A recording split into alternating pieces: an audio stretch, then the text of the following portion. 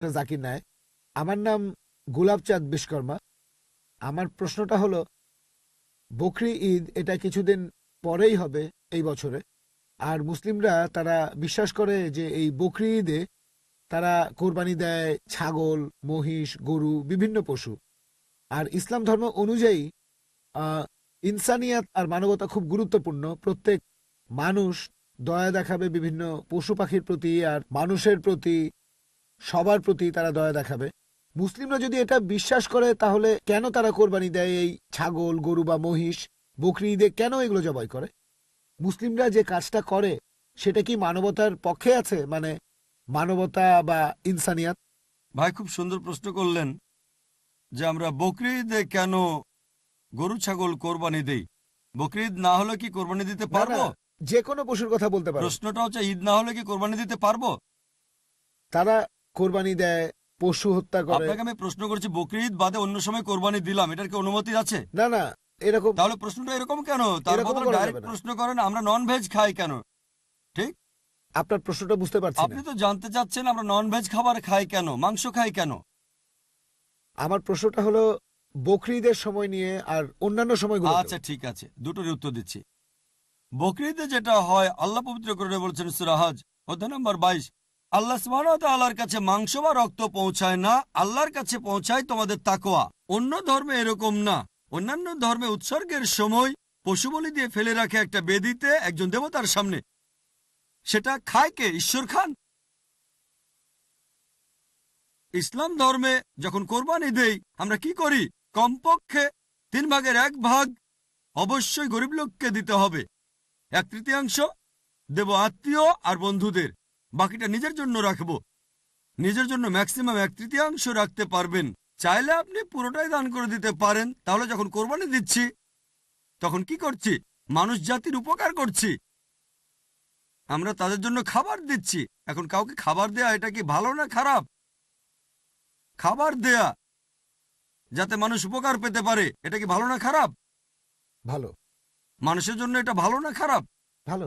তাহলে ইসলাম হচ্ছে মানবতার ধর্ম। আপনি প্রশ্ন করতে পারেন যে প্রাণীদের কেন হত্যা করা হচ্ছে? মানুষের জন্য ভালো, কিন্তু প্রাণীদের জন্য কি হচ্ছে? আর সত্যি বলতে একজন মুসলিম শুধুমাত্র ভেজ খাবার খেয়েও ভালোভাবে ধর্ম পালন করতে পারে। ননভেজ খাওয়া ইসলামের জন্য বাধ্যতামূলক না। তবে আল্লাহ যেহেতু আমাদেরকে অনুমতি দিয়েছেন ননভেজ খেতে, তাহলে আমরা সেটা খাবো না কেন? আল্লাহ পবিত্র কোরআনে বলেছেন সূরা মাইদা অধ্যায় নম্বর 5 আয়াত নম্বর 1, সেই চতুষ্পদ প্রাণীর মাংস খাও যেগুলো তোমাদের জন্য হালাল করা হয়েছে। আল্লাহ বলেছেন সূরা নাহল অধ্যায় 16 আয়াত নম্বর 5, তিনি চতুষ্পদ প্রাণী সৃষ্টি করেছেন যাতে করে তোমরা উপকার পেতে পারো এবং তাদের মাংস খেতে পারো। এই কথাটা আবারও আছে সূরা মুমিনুন অধ্যায় নম্বর 23 আয়াত নম্বর 21, যে গবাদি পশুর মধ্যে রয়েছে নিদর্শন, তাদের উদরের দুধ পান করো এবং তাদের মাংস তোমরা খাও। তাহলে যেহেতু আল্লাহ আমাদের অনুমতি দিয়েছেন, তাহলে ননভেজ খাবো না কেন?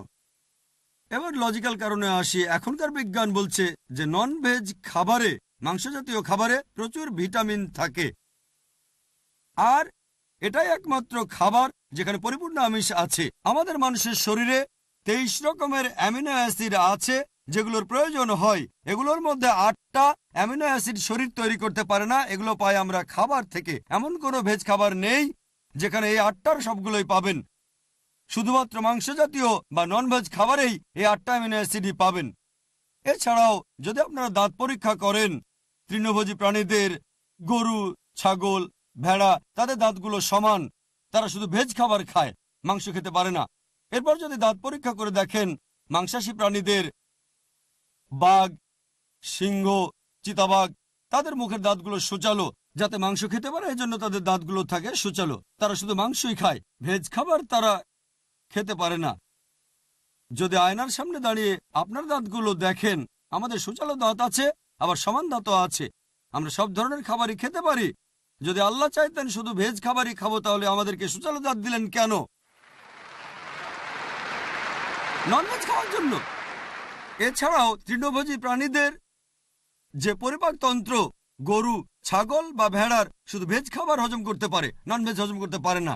আর মাংসাশী প্রাণীদের পরিপাকতন্ত্র, বাঘ, চিতাবাঘ, সিংহ শুধু মাংস হজম করতে পারে, ভেজ হজম করতে পারে না। আবার মানুষের যে পরিপাকতন্ত্র সেখানে আছে ক্ষুদ্রান্ত এবং বৃহদান্ত্র। ভেজ খাবার হজম করতে পারে, নন ভেজ হজম করতে পারে। যদি আল্লাহ চাইতেন যে আমরা শুধু ভেজ খাবারই খাবো, তাহলে দুটোই হজমের পরিপাকতন্ত্র দিলেন কেন?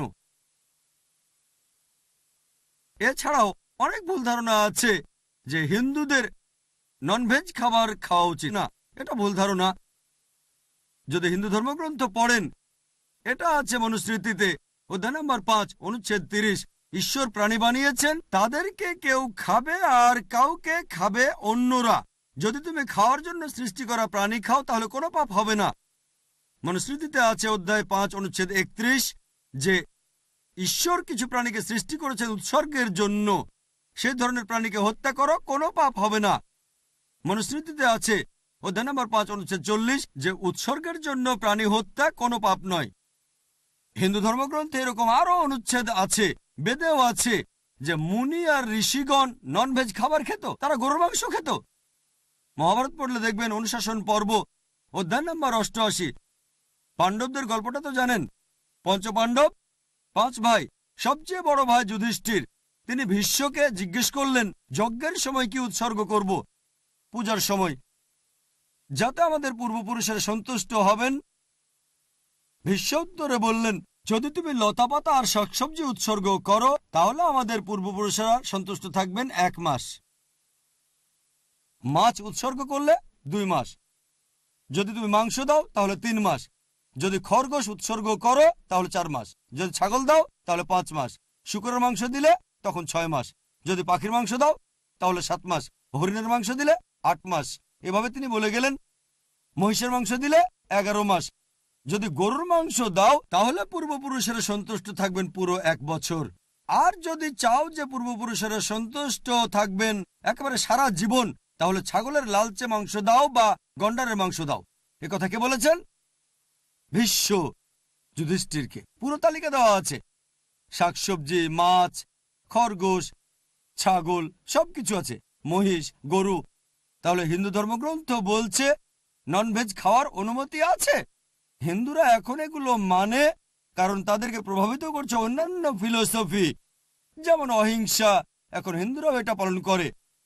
আর যারা এই অহিংসা নীতি মেনে চলে যে নন ভায়োলেন্স, জীবিত প্রাণীকে হত্যা করা যাবে না, যদি একজন মানুষ কোন রকম প্রাণী হত্যা না করে টিকে থাকতে পারে, আমি সেটার পক্ষে আছি। এখন তারা বলে প্রাণী হত্যা করা এটা খুব বড় পাপ, কারণ এটা হচ্ছে জীবন, জীব হত্যা করা নিষিদ্ধ। এখন বিজ্ঞান উন্নত হয়েছে আর আমরা জানতে পেরেছি যে গাছপালারও জীবন আছে। তাহলে ভেজ খাবার খেলেও তো জীব হত্যা করছেন। তখন যুক্তি বদলায়, ঠিক আছে আমরা মানছি যে গাছপালারও জীবন আছে, তবে ব্যথা অনুভব করতে পারে না। তাহলে একটা গাছকে হত্যা করা প্রাণী হত্যার চেয়ে কম গুরুতর পাপ। আচ্ছা, তর্কের খাতিরে মানলাম, কিন্তু এখন বিজ্ঞান বলছে আমরা মানুষরা যে শব্দ শুনতে পাই তার কম্পনাঙ্ক 20 সাইকেল পার সেকেন্ড থেকে 20,000 সাইকেল পার সেকেন্ড। এর নিচে বা উপরে হলে আমরা শুনতে পাই না। বর্তমানের বিজ্ঞান বলে যে গাছপালা কান্নাকাটিও করে, কিন্তু সেটা মানুষ শুনতে পায় না। আমেরিকার এক কৃষক একটা যন্ত্র বানিয়েছেন যেটা দিয়ে গাছের কান্না মানুষ শুনতে পাবে আর জানতে পারবে কখন গাছের পানি লাগবে। তখন হয়তো বলবেন, আচ্ছা ঠিক আছে, মানলাম যে গাছপালা যন্ত্রণা অনুভব করতে পারে, তবে এদের 2 বা 3টা ইন্দ্রিয় কম আছে, তাই গাছপালা হত্যা করা কম গুরুতর পাপ পশু পাখি হত্যার চেয়ে তাদের ইন্দ্রিয় 5টা। আচ্ছা, তর্কের খাতিরে এটাও মানলাম যে গাছপালা 2টো ইন্দ্রিয় কম থাকে পশু পাখির চেয়ে। আপনাদের একটা প্রশ্ন করি, যে ধরেন আপনার ভাই, আল্লাহ না করুন, ধরেন সে জন্মালো বোবা আর কালা হয়ে, আর বড় হওয়ার পরে তাকে কেউ মেরে ফেললো, তখন কি জজের কাছে গিয়ে বলবেন, মাই লর্ড এই খুনিকে কম শাস্তি দেন কারণ আমার ভাই ছিল বোবা আর কালা? এভাবে বলবেন? আপনি জজকে বলবেন তাকে বড় শাস্তি দেন, আমার ভাই ছিল মাসুম, সে শুনতো না, বলতে পারতো না। তাই ইসলাম ধর্মে এমন না যে 2টো ইন্দ্রিয় কম বা 2টো বেশি। আল্লাহ পবিত্র কোরআনে বলেছেন সূরা বাকারা অধ্যায় 2 আয়াত 168, তোমরা বৈধ আর পবিত্র খাদ্যবস্তু থেকে আহার করো, যেটা ভালো পবিত্র সেটা খেতে পারেন। আর এছাড়াও যদি অমুসলিমরা তারা ননভেজ খাবার খেতে না চায়, আমার কোনো সমস্যা নেই, আপত্তিও নেই। শুধুমাত্র যখন বলছেন এটা পাপ, মানবতার বিরুদ্ধে, তখন আমি উত্তর দিচ্ছি। এমনিতে অমুসলিমরা ভেজ খাবার খেলে সেটা আমার জন্য ভালো। যদি সব অমুসলিম নন ভেজ খাওয়া শুরু করে দেয় তাহলে গরু ছাগলের মাংসের দাম বেড়ে যাবে। তাই ব্যক্তিগতভাবে আমার আপত্তি নেই।